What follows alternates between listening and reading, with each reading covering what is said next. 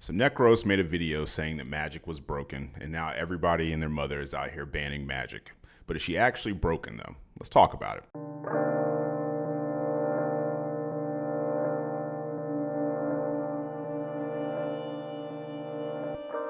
YouTube, what's going on, man? It's Father Dark. I'm here on a beautiful Sunday afternoon. Hope everybody's had a great weekend. If not, I'm sorry to hear that. But so let's go ahead and jump into it. So a lot of people have been asking me to make a video talking about the whole Necro situation with him making his recent video, or I don't know if it's his most recent video, but one of his more recent videos where he said that Magik was broken, made a video. I haven't actually watched that one, but I'm pretty sure it was just him with some gameplay with Magik where he popped off from the thumbnail. It seems like he got 30 something eliminations. I don't know if that was in a ranked match or if it was in quick play. I'm assuming that he did it in ranked, but if I'm wrong about that, just let me know in the comments. The point is that a lot of people, whether it was in comments from the last couple of videos, some people in the Discord server have been asking me to talk about that because a lot of people find it really interesting and feel like a lot of folks have jumped on kind of like the bandwagon in regards to now saying like, oh, well, Magik is broken. And from reading about different people's like perspectives about it on Twitter, there are a certain group of people that already were, maybe that was something that they personally were dealing with. So they decided to ban Magik. And now people are saying that the only reason they're banning Magik is because of the whole Necro situation. But then you do have a lot of people that once they hear a content creator say that something is broken or whatever the case is, they just kind of jump on that bandwagon. And me personally, I think that this is part of like a bigger problem. Now, I just want to preface and say too, I have zero issues with Necros. I'm just bringing this up because this was something that other people asked me to talk about. I don't think that Necros is actually the problem here. I'm going to go into why I think that is and give some different examples and stuff like that.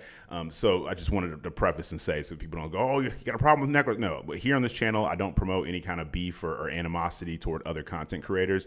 They're just doing whatever they do. I believe that they're allowed to have their opinions, just like I have my opinions with a lot of different things. And I don't think that should be something that should be held against them just because other people decide to kind of take those opinions and run with them and treat them as you know, them being like the law of the land or whatever the case is. And that's going to lead me to the first point. So something that I found interesting was a while back I had made a video. It was one of the crash out videos where I had just had probably like a week or maybe even 2 weeks where after we had an update and Jeff had gotten a rework and everything like that. And I just felt like I was seeing nothing but Ultron and Jeff as far as supports in my lobbies, and it was causing me to have to go as like a third support, or you know, people would just kind of say, oh, I can just log DPS and tank now because we got 2 supports. And it's like, brother, those are not going to work very well against like a Luna Snow and a Cloak and Dagger or anyone that actually has like a healing ult, like a Rocket or anything like that, right? They're good, but they're not what I would consider like consistent healers, right? That's just my personal kind of take on it. It seemed like any time that we just were kind of stuck with those 2 as supports, that the game would never pan out the way that it probably should, right? And it only seemed like it was something that was happening on my teams and not something that was happening on the enemy team, which is how that kind of works a lot of times. So the point that I'm making is that when I made that video, that was just me personally ranting about something that I was finding infuriating.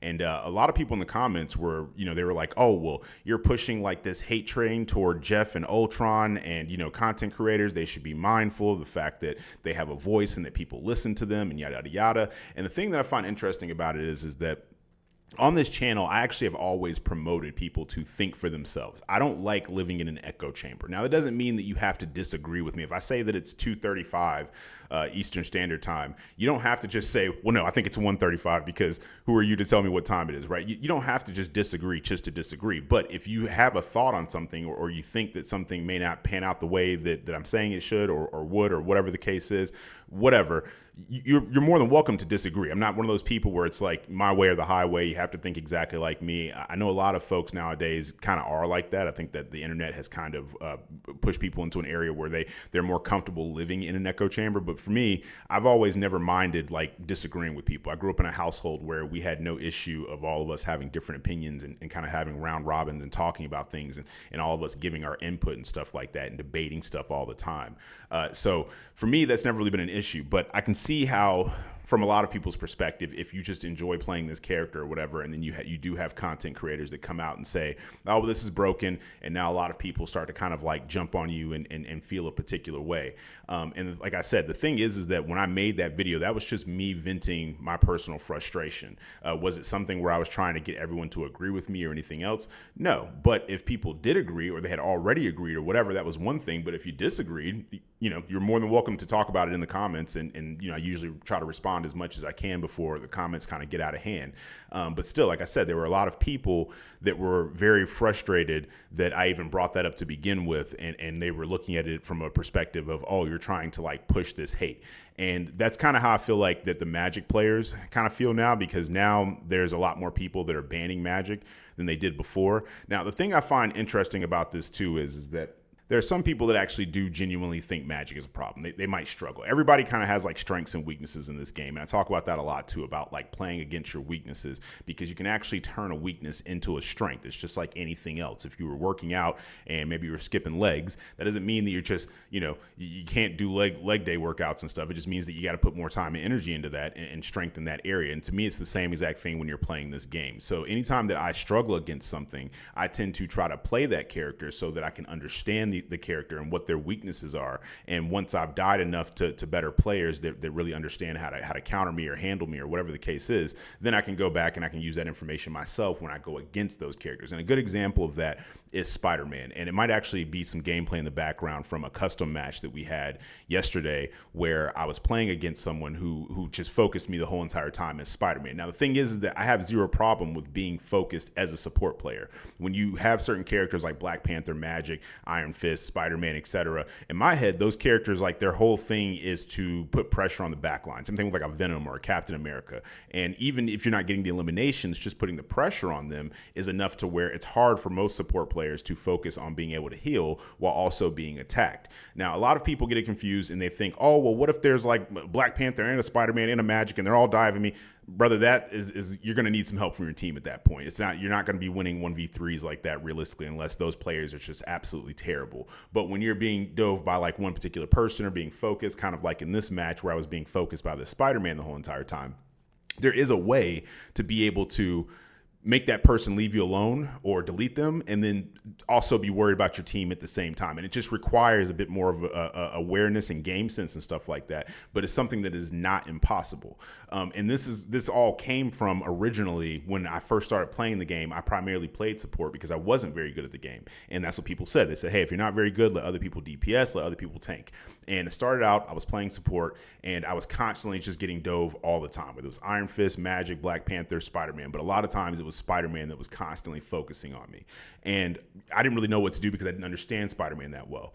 Over time, I started to learn there was things I could do, like sleep with Magik. I'm not Magik, but Mantis. I could sleep them and then buff myself and give them a couple headshots. And if I didn't delete them at the worst case, it would make them get away from me really quick, and realize that, I was, not someone that was going to actually fight back versus just letting them have their way with me, pause. But, like it's kind of like the evolution and the growth. And the thing is that even though I was still struggling against Spider-Man, what I did was I said, hey, you know what? I'm going to play Spider-Man for a while.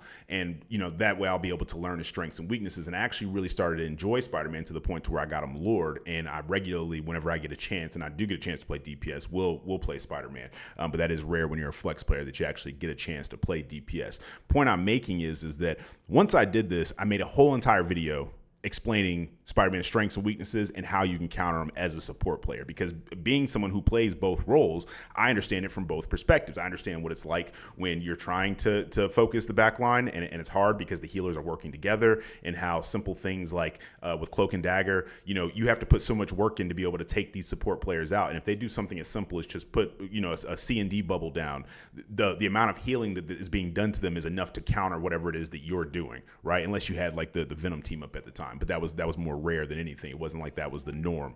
So, the point I'm making is that I made this video, and there were still people, even though I showed it from both perspectives, I showed how you could counter them as a support player and still be able to heal your team and stuff. And I also showed from Spider-Man's perspective and stuff like that, and talked about how there were some things that were a little broken, like the range of his uppercut and stuff like that.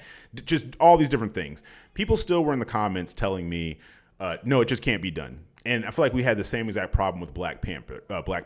Now, I will admit, there's a big difference between people that are actually like absolutely goated on Black Panther versus the average Black Panther player, which is what you're more than likely going to regularly encounter. We actually have a guy in our Discord server. His name is Noken.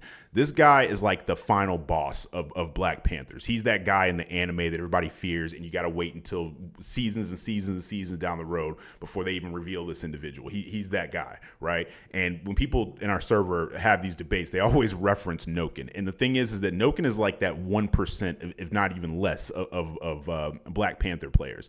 And I feel like you can kind of give that argument with any kind of like character in the game. There's a difference between what you're more than likely going to encounter 95% of the time versus what you're going to encounter that 1% of the time. And Noken is that 1%. And even when you talk to him, because I talk to him regularly and ask him questions about like, hey, what are the things you deal with? How do teams get you to switch, when you're playing a ranked match, et cetera.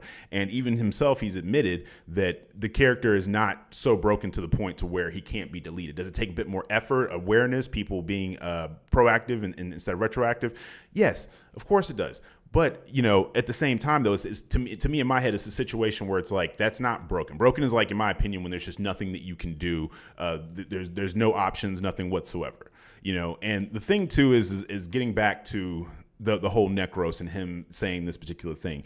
I can't find the clip of it, but I could have swore, I don't know if it was like a live stream or something, and just no one clipped it or whatever it was. But a lot of times, like when I have YouTube playing in the background, I might be watching another creator or something, or a tournament video or whatever the case is. And then it might switch to, whatever when it has autoplay on. Nonetheless, I was straightening up one day and I heard this in the background, and he was talking about how after his video about Magik that everybody said, oh, well, she's broken now and we have to ban her and stuff like that.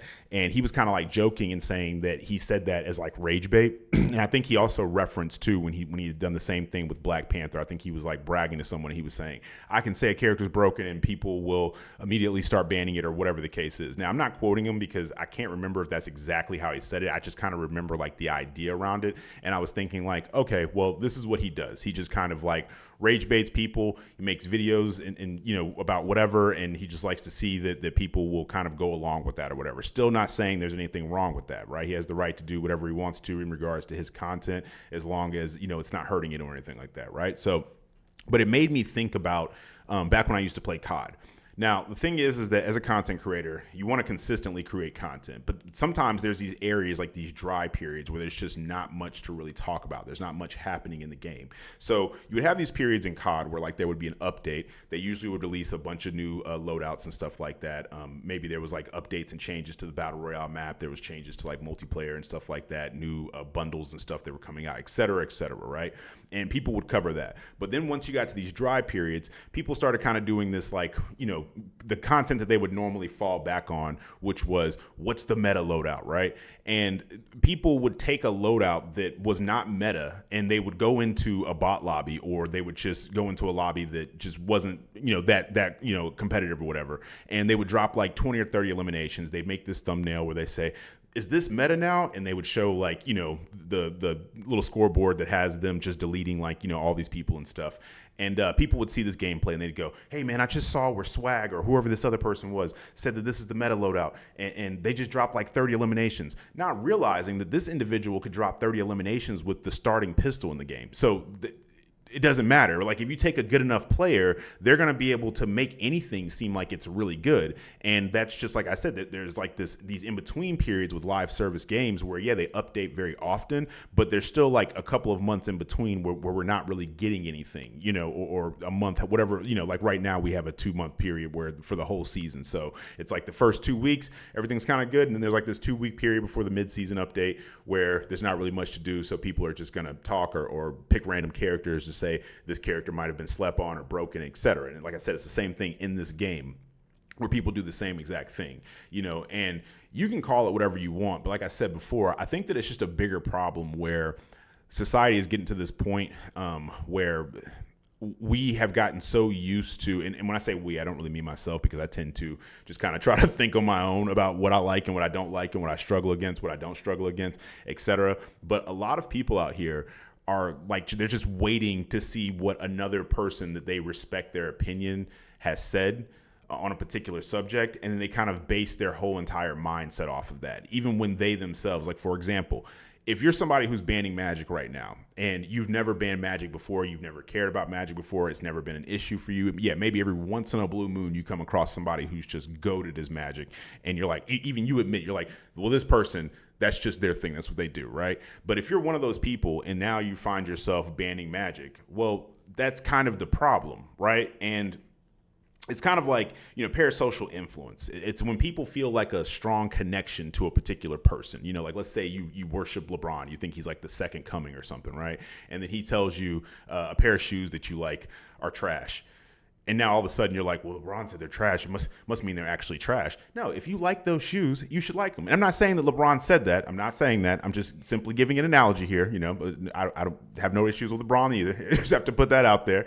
But I'm like I said, I'm just using this as an example, right? Like, if you look up to a content creator and they say a particular thing, that should not affect how you feel about it whatsoever. You should be able to make up your own mind and really take the time to think about stuff and say, is this actually a problem for me? Or is this person just rage baiting me? Or are they just, trolling, joking, whatever the case is?